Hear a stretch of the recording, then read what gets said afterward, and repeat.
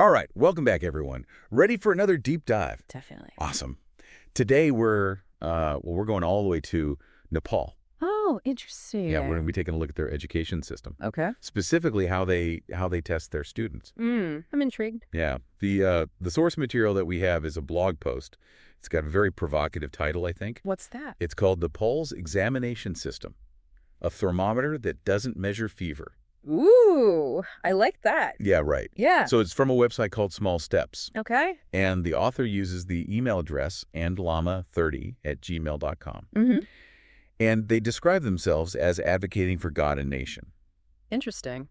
Interesting framing. It seems like we might find some pretty strong opinions about what education should look like, what it's for, that kind of thing. Yeah, The values behind it. absolutely. And that metaphor of a broken thermometer, Yeah. it really makes you wonder, like, what does the author see as broken or wrong with the way Nepal is measuring its student success? Right. Yeah. Makes you think. Well, I guess a good place to start would be to understand the context a little bit. The blog post mentions that Nepal's kind of still, grappling with the aftermath of COVID-19, right? Mm-hmm. It really, messed up their exam schedule. Right, yeah. Schools and colleges had to postpone exams. Of course. And it seems like now there's this big rush to get everything back on track. Uh-huh. So the government and private institutions, like a group called PABSON, Okay. they're really pushing to go back to these traditional testing methods, the pen and paper exams.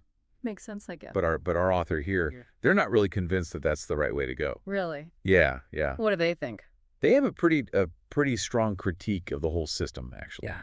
Why? They question whether these national exams are actually effective. They question the cost, whether it's fair to everyone, and even whether the exams are actually measuring, true student ability. Wow. So they're suggesting that, maybe the whole system needs kind of an overhaul. And they specifically talk about the needing to tackle cheating. Yeah, that's a big issue in a lot of places. Yeah, and they don't hold back when they talk about cheating. Oh, is that right? Yeah, they compare it to bribery. Oh, wow. They say it's like, rotting away at the fabric of society. Really strong words. Yeah. But the thing that I thought was really interesting was that they claim that the way these exams are structured, it's actually encouraging cheating. How so? So they kind of point the finger at everyone involved. Okay. The students are feeling all this pressure to succeed, right? Yeah. Some teachers are kind of complicit in the system, maybe looking the other way. Right. And even the institutions themselves, Mm-hmm. they prioritize exam results over everything else. So it's a kind of a systemic issue, it sounds like. Exactly, yeah. And the author's point is that this creates this culture of distrust. Oh, And they think it even goes beyond the classroom, right? It yeah. affects society as a whole. wow. So almost like a domino effect. Right, yeah. You cheat on your exams, and then, who knows what happens after that. Yeah. No, that makes sense. If you don't trust the people around you, that can affect everything, right? Right. So is the author just complaining about the problems, or do they offer any solutions? Well, that's where it gets really interesting. They actually do propose some pretty radical changes. Okay, I'm all ears. What do they suggest? Well, they talk a lot about the idea of, switching to continuous assessment, which is sometimes called CAS. Right, I've heard of that. Yeah. Instead of one big exam at the end, you're constantly evaluating students' progress throughout the year. Right, exactly. They think that this would lead to a more accurate and a fairer way of seeing what students can actually do. Okay, yeah. I mean, CAS isn't like a brand new idea or anything, right? It's been used in a lot of different countries. But, like you were saying earlier, the author is really pointing out that to make this work in Nepal, it would require some pretty significant changes. Oh, absolutely. Yeah. They talk about the need for teacher training, for example. Yeah, for sure. And resources to actually implement CAS effectively. Right. But they also emphasize something that I think a lot of people would agree with. What's that? They say that, education should also focus on teaching practical life skills. Yeah, I mean, we all need those, right? Yeah. Not just, how to pass a test. Exactly. We need people who can actually function in the real world. Absolutely. So what else do they suggest? Well, they actually propose this really radical idea. Okay, lay it on me. What if Nepal got rid of those massive national exams altogether? Whoa, hold on. Like, completely abolish them. Yeah. They suggest that schools should be given the power to do their own internal evaluations all the way up to grade 12. Wow, that's a huge change. Yeah, it would be. So what about college? How would students get into university without those national exam scores? Well, that's where the Nepal Examination Board would still come in. Okay, They would still administer exams, but they would be specifically for college prep. I see. And here's the thing, they would offer these exams multiple times a year. Oh, interesting. So students wouldn't just have one shot to prove themselves. Makes sense. More flexible that way. Right. Gives them more chances. Exactly. And the author really sees this as a way to move away from this, one-size-fits-all, high-stakes testing environment. Yeah, no, that makes sense. So are you saying this author wants to get rid of exams completely? Well, not exactly. Yeah. They still believe that exams can have a place, but it's more about shifting the focus. Okay, I see. It's about making sure that the exams are actually measuring the skills that matter. Skills that people actually need in the real world. Precisely. Yeah. And that they're not just creating this culture of fear and pressure and cheating. Yeah, because that doesn't benefit anyone, right? Exactly. So what strikes you as the most, impactful idea that the author has presented so far?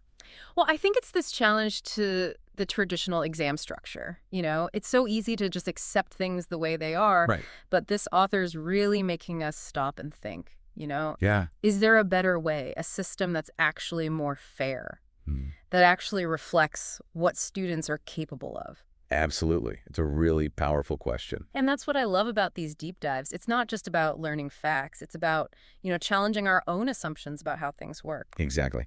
And that's what we're going to keep doing as we dive deeper into this blog post. Can't wait.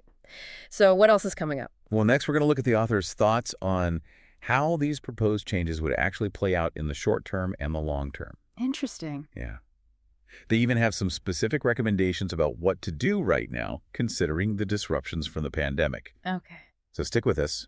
We'll be back in a moment. All right. So you brought up a really good point before the mic about college admissions, right? Yeah. Like, if Nepal were to really just do away with these national exams, how would universities actually pick their students? Would they just rely on, those internal evaluations from each school? Well, that's where the author's proposal for these college prep exams comes in. Yeah. The ones that the Nepal Examination Board would administer. Mm. You could kind of think of it like, the SAT or the ACT in the U.S., Okay. Yeah. but with more flexibility built in. Right, because they would be offering them multiple times a year, like we were talking about. Exactly. So it wouldn't be like this one-shot deal where, if you have a bad day, that's it. Yeah, that could be a game changer for a lot of students. For sure. Especially the ones who, maybe don't perform well under pressure, Mhm. or maybe they haven't had access to the same quality of education as others. Right, exactly. So in a way, it helps level the playing fields a little bit. Yeah, I see what you mean. It makes it more about what you actually know and less about how you handle the stress of a big exam. Right. And it really ties into the author's overall point. About moving away from rote memorization. Yeah, they really hammer that home. Mm-hmm. They argue that the current system, with all its emphasis on memorization and high-stakes testing, Mm-hmm. it produces talkers instead of doers. I love that. Right. That's such a great way to put it. It really highlights that disconnect, Totally. between what's being tested and what people actually need to succeed out in the real world. Exactly. Because in real life, it's not enough to just know the facts. You No. got to be able to, use them, Exactly. solve problems, think creatively. We need graduates who can think critically, solve problems, adapt to new situations, Okay. all that good stuff. And the author seems to really believe that continuous assessment can help with that. Oh, yeah, definitely. Because instead of cramming for one big exam, students are kind of, constantly learning, getting feedback, improving their understanding. Right. It's more of an ongoing process. Yeah, it takes the pressure off a bit. Right. Lets them actually focus on learning the material, not just memorizing it. Exactly. And another key point they make is about empowering teachers. Oh, right. They argue that teachers should be trusted to assess their students fairly. Okay, but wouldn't that lead to, inconsistencies? I mean, how could you make sure that all the schools are using the same standards? That's a valid concern, and the author addresses it head-on. Okay, good. They suggest that the Nepal Examination Board would still have a role to play, Mm-hmm. but instead of administering these nationwide exams, they would focus more on setting guidelines for those internal assessments Okay. and providing support to the schools. See. So it becomes more of a partnership between Really? the board and the schools. Working together to make sure things are, fair and consistent. Exactly. It's like shifting from a top-down approach to something that's more collaborative, Yeah, it makes a lot of sense. more decentralized. And while, there are obviously challenges that come with making such big changes, Of course. the author seems pretty convinced that the potential benefits are worth it. Absolutely. They envision a system that encourages creativity, innovation, a genuine love of learning, not just teaching to the test. It's a pretty inspiring vision. It really is. But it also makes you wonder, what would this mean for students who are in the current system? Right. Yeah. The one that's being criticized. Well, the author actually has some thoughts on that. Okay, what do they say? They have some specific recommendations, especially considering all the disruptions from the pandemic. Yeah, all right, let's hear it. What does the author think should happen in the short term?